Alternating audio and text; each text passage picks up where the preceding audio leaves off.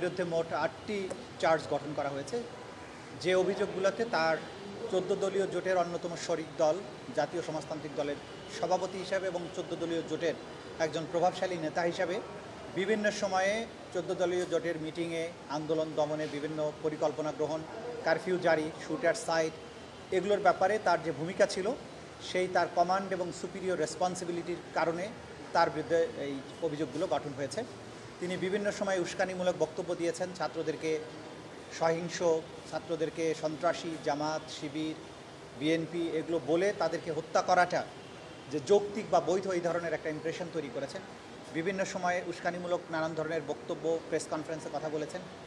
তার নানান ধরনের কনভারসেশন আছে।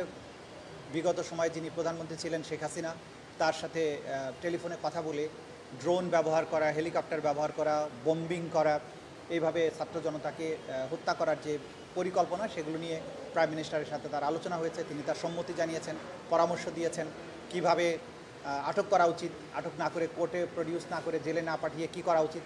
এই যে পুরো মানবতা বিরোধী অপরাধ সংগঠন হয়েছে বাংলাদেশে, সেই ব্যাপারে তার যে রোল সেগুলোকে আমরা অভিযোগ আকারে নিয়ে এসেছিলাম।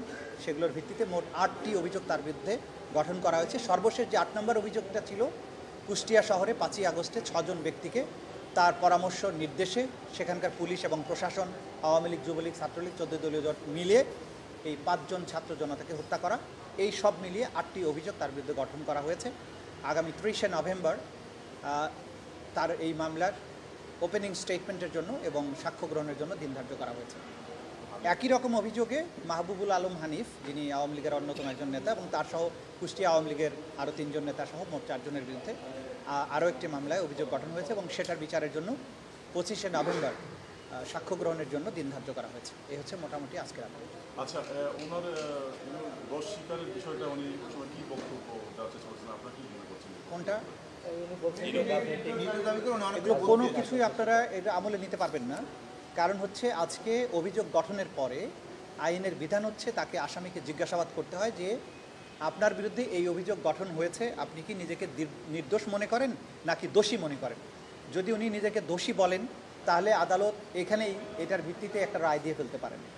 আর যদি উনি মনে করেন যে তিনি নির্দোষ হলে মামলাটি বিচারে যাবে, সাক্ষ্য প্রমাণের মাধ্যমেই তাকে প্রমাণ করতে হবে তিনি নির্দোষ, আর প্রসিকিউশন প্রমাণের চেষ্টা করবে তিনি দোষী। এই প্রশ্নের জবাবে তিনি একটা জবাবই শুধু দিতে পারবেন, সেটা হচ্ছে উনি দোষী না নির্দোষ। এর বাইরে তিনি যে সমস্ত বক্তব্য দিয়েছেন এগুলো আমলে নেওয়ার কোনো সুযোগ নেই।